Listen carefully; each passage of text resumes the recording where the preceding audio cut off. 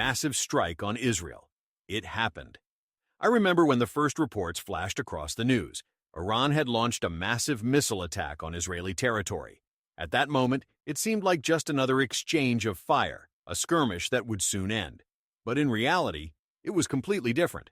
I watched as screens on global media flickered with alarming headlines. 150 ballistic missiles, new weapons, strikes on civilian targets. This was no longer just a provocation. It looked like the beginning of something much more dangerous. I started digging into the details. Iran launched 2 waves of carefully coordinated strikes, targeting not only military bases but also civilian infrastructure, logistics centers, power plants, hospitals, and residential areas. All of this resembled a deliberate strategy to pressure vulnerable points, not so much physically as psychologically. They wanted to hit where it hurt most, at the heart of civilian life. What struck me most was the type of weapon Iran used for the first time: cluster munition missiles. On the surface, an ordinary ballistic missile, but as it approached the target, it would open up, releasing dozens, if not hundreds, of small submunitions that behaved like locusts, spreading over a large area and attacking from different directions. This wasn't just fire. It was a deluge. I had heard of such munitions in theory before, in military forums and analytical articles, but now they were real. Iran made it clear. If Israel prides itself on its air defense system, Iran would find a way to turn it into a vulnerability. This was not just a physical blow, but an ideological message that in an age of technological arms races, you can hit not more expensively, but smarter. The first target was southern Israel, the cities of Ashkelon and Beersheba. The suburbs of Tel Aviv were particularly hard hit. That's where the main missiles flew. They weren't looking for tanks or air bases. They were looking for crowds, where infrastructure is especially dense, where it's impossible to evacuate people in seconds. According to IDF representatives, out of more than 150 missiles launched, only about 6% were intercepted. But what about the remaining 40%, when each carries not one warhead but dozens? This was Israel's first encounter with such a scenario, and I, as someone who has observed these events for years, felt how quickly the landscape of war can change. We all got used to the concept of attack, intercept, political reaction. But now, everything is different. The sheer volume, the decentralization of threats, the strikes on logistics, and the psychological front. This is a different reality. One of the first targets hit in Beersheba was Soroka Medical Center, the largest medical facility in the region. The government claimed there were no casualties, but I saw eyewitness footage: shattered cars in the hospital parking lot, broken glass being carried out, stretchers. News reports showed bloodied faces and medical staff clearly unprepared for such a scenario. There were casualties, and there were fatalities, though this was not officially reported immediately. What was particularly striking was the temporary discrepancy in official information. Initially, the Israeli government assured that everything was under control, damage was minimal, there were no casualties. But 6 hours later, a clarification emerged. Some damage to civilian infrastructure did occur.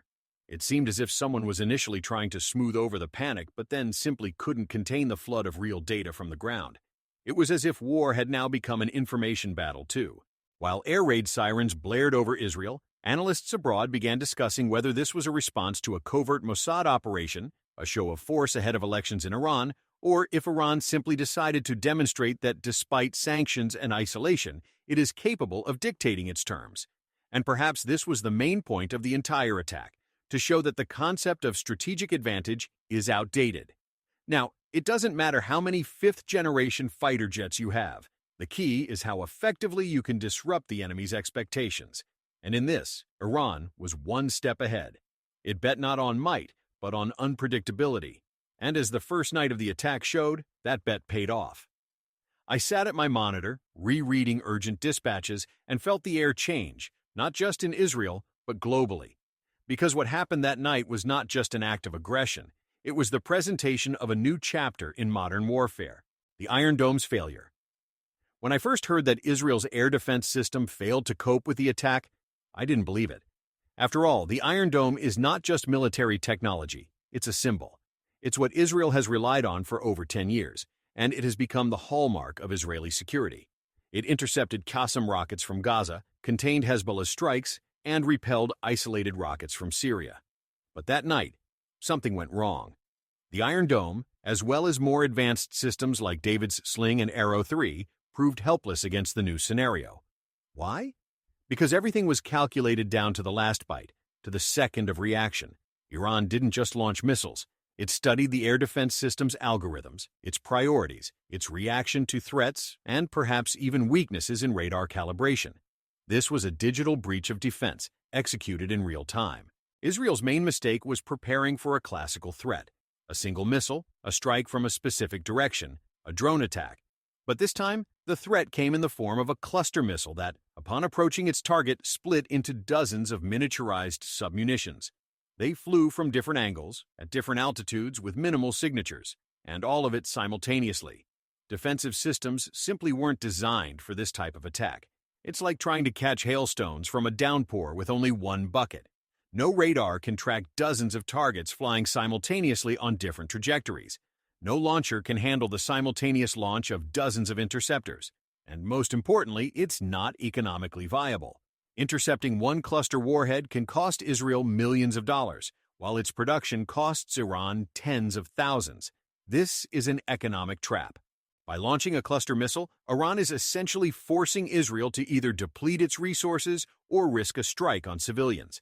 This is not just an attack, it's a strategic attrition. A cluster munition works as follows. The main missile ascends into the air, reaches a designated point, and at a certain altitude opens up, dispersing dozens of miniature submunitions, each capable of causing damage within a 10-30-meter radius. They fall like rain, but their trajectories are randomized. This makes them almost impossible to predict, and consequently almost impossible to intercept. I got the impression that Iran didn't just accidentally choose this type of weapon. This is the result of years of observing Israeli tactics, analyzing weaknesses, and possibly even simulating on their own test ranges. Perhaps Iran doesn't have powerful spy satellites, but it has mathematics, physics, and a desire to outsmart the system. From a logistical standpoint, it's also brilliant. One launcher can be used to fire 3 or 4 missiles, each covering a huge area. This reduces the need for large-scale logistics, allows for mobile group operations, and complicates reconnaissance. Unlike large launchers such as Iskander or Shahab, cluster missiles can even be launched from a modified truck. They are harder to track and almost impossible to destroy before launch. I spoke with a military analyst from Turkey. He said, if before, the strike force was combat aviation, now the density of fire, the number of strike points, is more important than precision. It sounded harsh but realistic. The new type of warfare is a war of attrition. A war where the goal is not to win in a day, but to weaken slowly, methodically, constantly. From a psychological perspective, cluster missiles also have a powerful impact. They are sudden, noisy, unpredictable. People don't know where to run because there isn't one point of impact. Shelter becomes a relative concept, and this affects morale, trust in authorities, and civilian behavior. A regular missile is a threat. A cluster missile is chaos. It should be noted that the use of cluster munitions near civilian areas raises serious questions under international humanitarian law. More than 100 countries have signed the Convention on Cluster Munitions, including almost all of Europe. But neither Israel nor Iran has joined it. This creates a legal vacuum. Each side considers itself in the right, but civilians are the victims. Another aspect to pay attention to is technological simplicity. In conflict situations, high-tech systems can depend on microchips, servers, and logistics chains. Iran, however, demonstrates minimal digital dependence, simple electronics, autonomy. All of this is invulnerable to sanctions. It has created a weapon that can be produced en masse, cheaply, and without external influence. I believe this is the lesson for all developed countries. The war of the future will not necessarily be digital, smart, and high precision. It can be dirty, simple, but deadly effective, and most importantly, cheap. And if before it was believed that deterrence through high technology was paramount, now a new vector of deterrence emerges through saturation. Iran has shown that quantity, correctly applied, becomes quality, and in this, its strategy was a step ahead. Now all eyes are on Israel's next move. Will it respond symmetrically, or will it try to rethink its defense doctrine? But one thing is clear. From that night on, the rules changed, and it no longer matters who has more radars.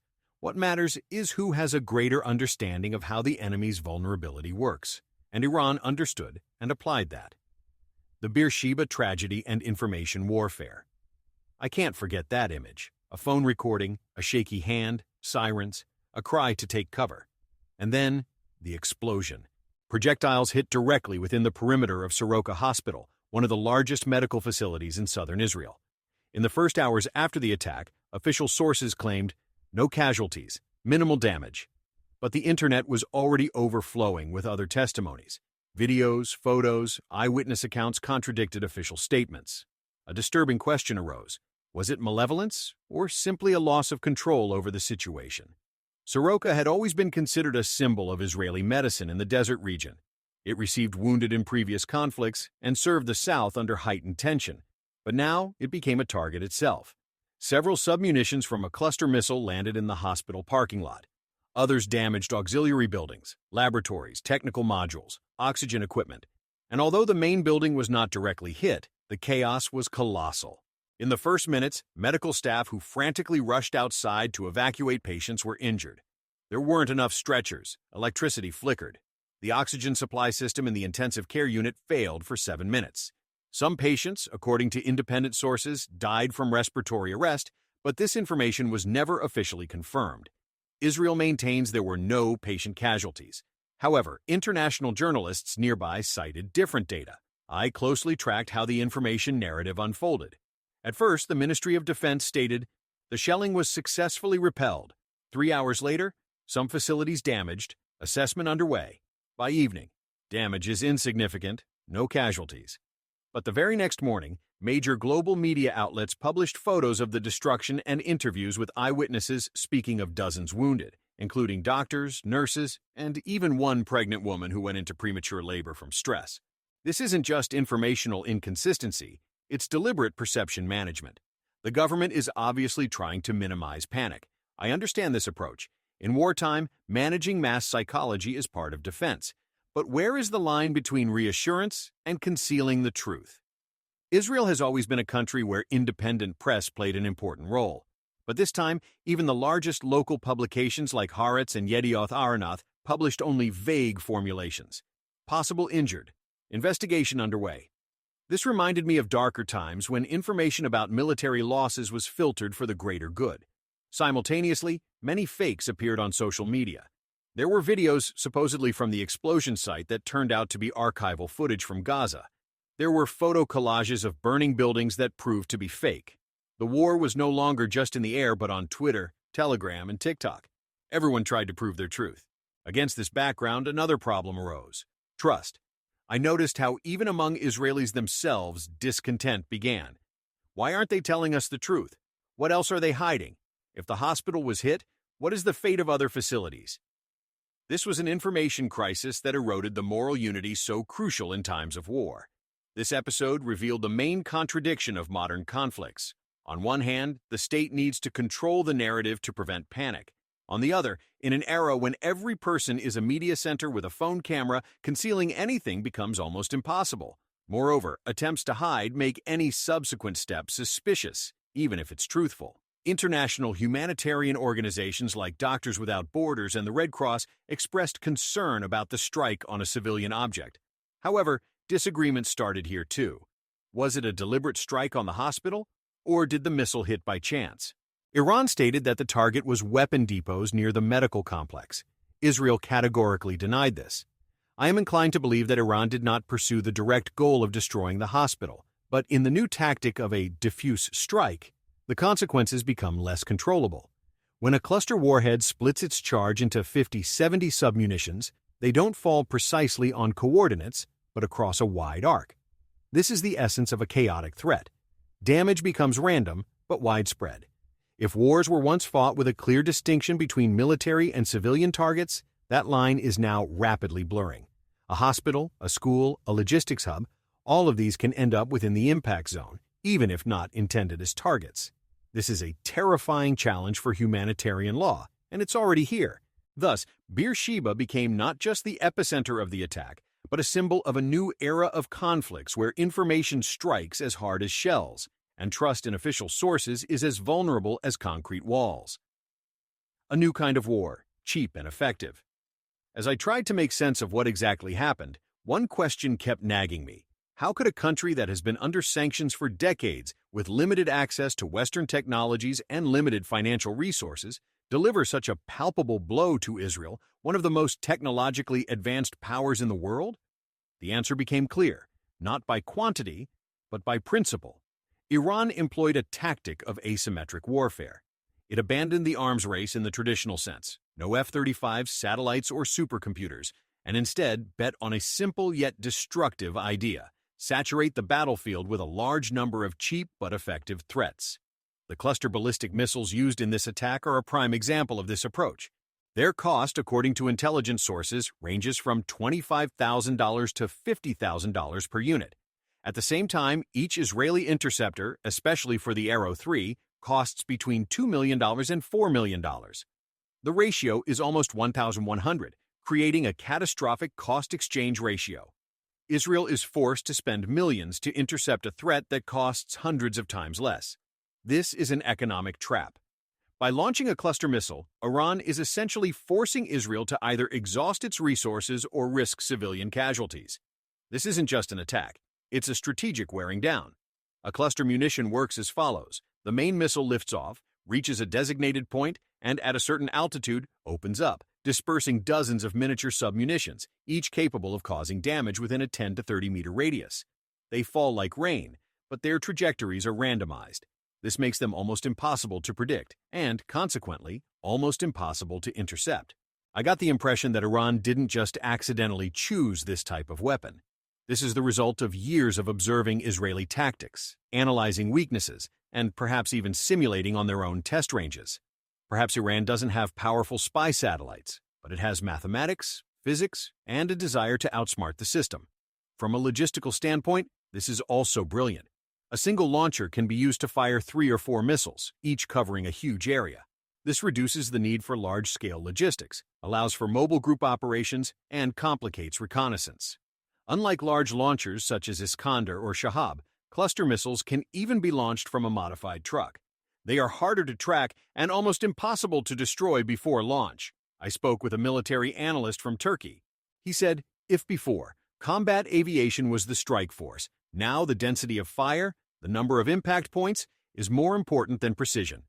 It sounded blunt, but realistic. The new type of warfare is a war of attrition, a war where the goal is not to win in a day, but to weaken slowly, methodically, constantly. From a psychological perspective, cluster missiles also have a powerful impact. They are sudden, noisy, unpredictable. People don't know where to run because there isn't one point of impact. Shelter becomes a relative concept, and this affects morale, trust in authorities, and civilian behavior. A regular missile is a threat. A cluster munition is chaos. It should be noted that the use of cluster munitions near civilian areas raises serious questions under international humanitarian law.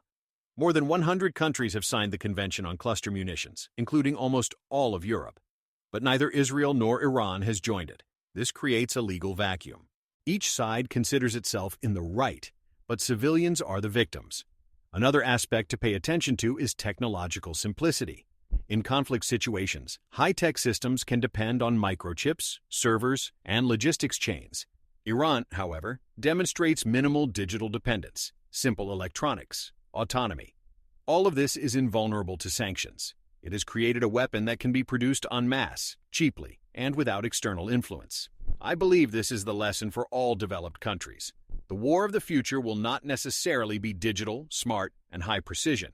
It can be dirty, simple, but deadly effective, and most importantly, cheap.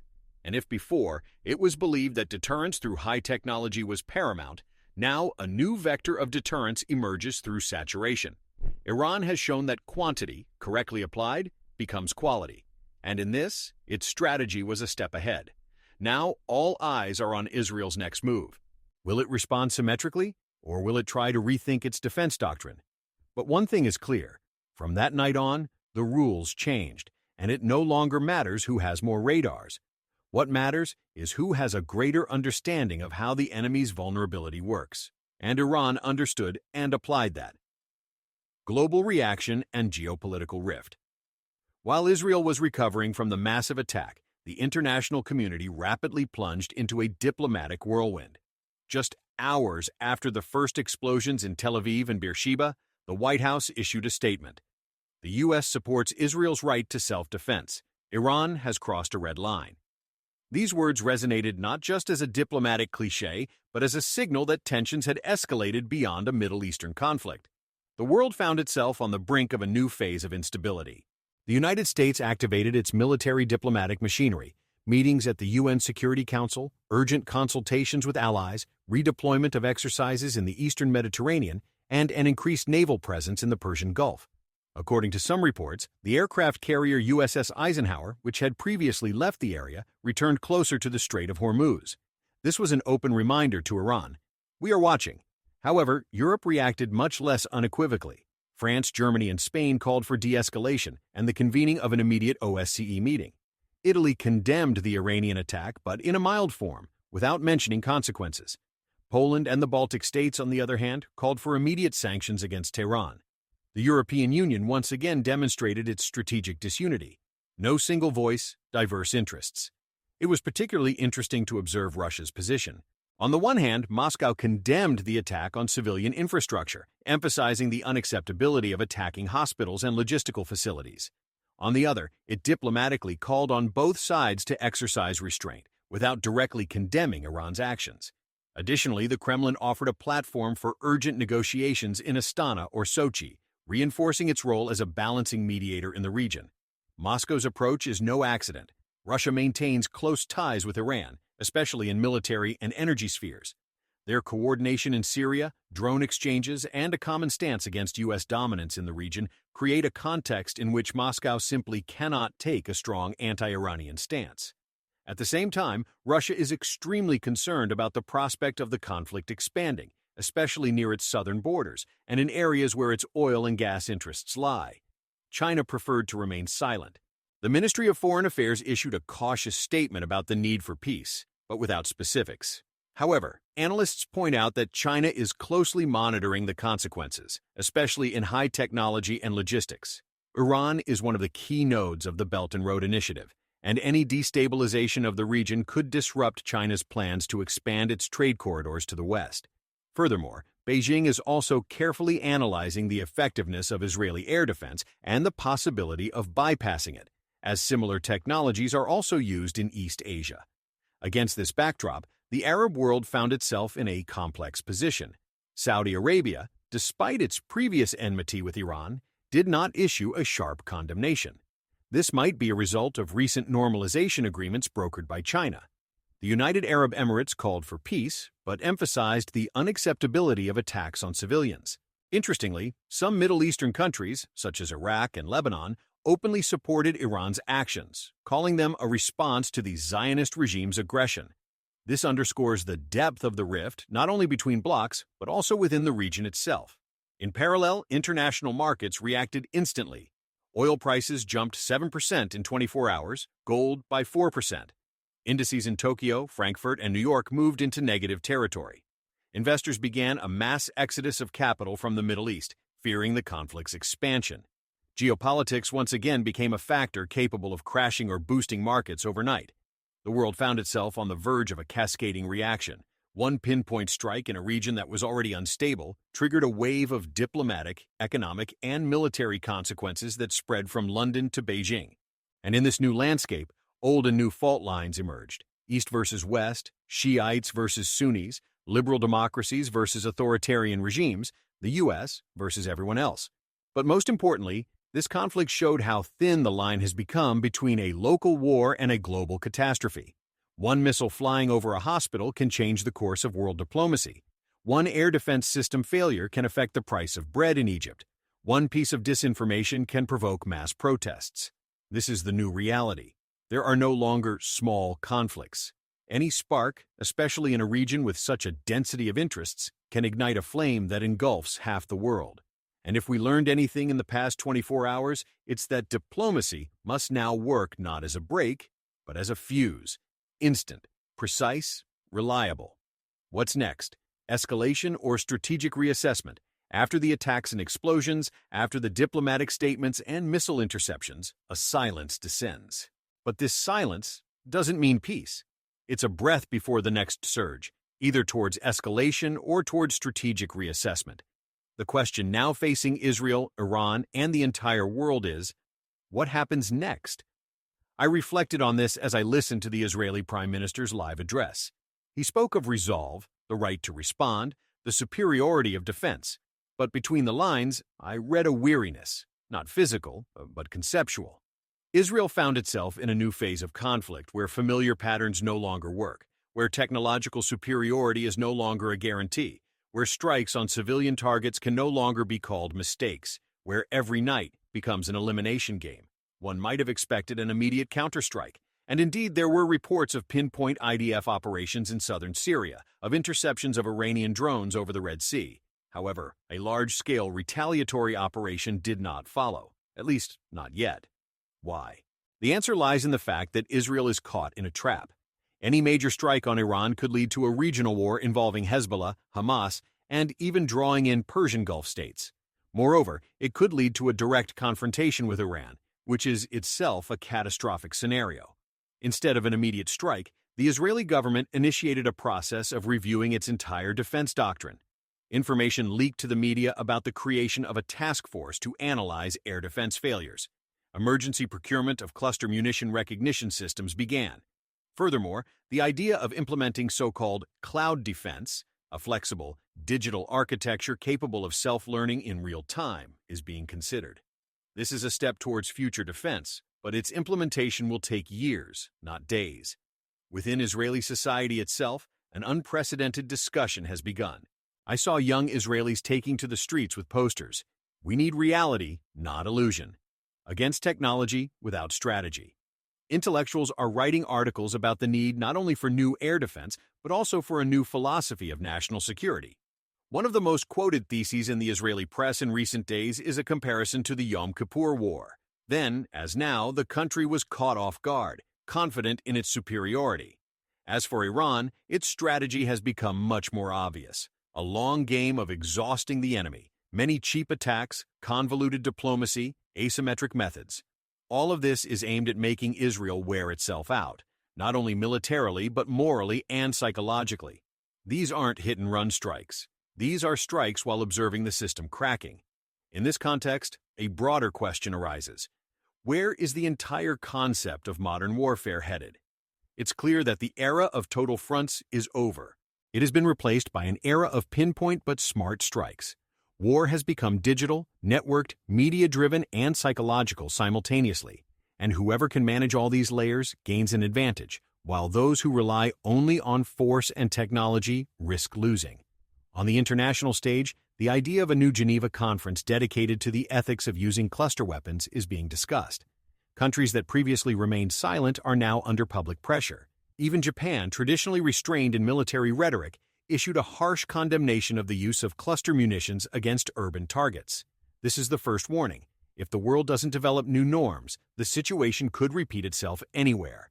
While diplomacy stalls, Israel is developing 3 scenarios: an immediate, limited strike on specific Quds Force targets in Iran, the creation of a defense belt around critical facilities, coordination with the U.S. and NATO to enhance technological barriers. However, each of these requires time, resources, and most importantly, public trust. And that's the hardest thing to come by right now. I believe that in the coming weeks, we will witness not so much a war as a transformation. Israel, Iran, and the entire Middle East are entering a new phase of existence, more dangerous, more complex, and much less controllable. And if before the threat came from outside, now it arises from within systems, within doctrines, within consciousness. This attack is not an end, it's a preface to a world where war is not an event, but a backdrop, where the threat is not a missile but an algorithm, where the strongest doesn't win, but the most adaptable. And if Israel learns its lesson, it can rebuild. If not, the next blow will not only be unexpected, but possibly fatal. Iran's attack on Israel was not just another episode in the endless chain of Middle Eastern conflicts. It was an alarming signal for the entire world. The use of cluster ballistic missiles revealed a critical vulnerability in even the most advanced air defense systems. Israel, long relying on technological superiority, faced a new form of asymmetric threat where effectiveness is determined not by cost, but by adaptability. This attack highlighted a strategic shift in warfare. Wars are no longer won by the quantity of tanks and planes, but by the precision of analysis, the ability to disorganize defenses, and to impose an exhausting rhythm on the enemy. Cheap but massive strikes prove more destructive than single technological demonstrations of force. Iran managed to disrupt the balance without possessing a classical advantage. International reaction demonstrated a split of interests. The U.S. is increasing support for Israel, Russia is acting as a mediator, and Europe is once again fragmented. The threat of global instability, economic, diplomatic, and possibly military, has emerged. The era of simple solutions has ended. Israel faces a choice: either rethink its strategic thinking or continue to operate within outdated models, which risks further losses. Modern warfare is a game of flexibility, not might. And in this game, the winner is the one who first recognizes their weaknesses and turns them into strengths. The question is, who will be able to do this faster?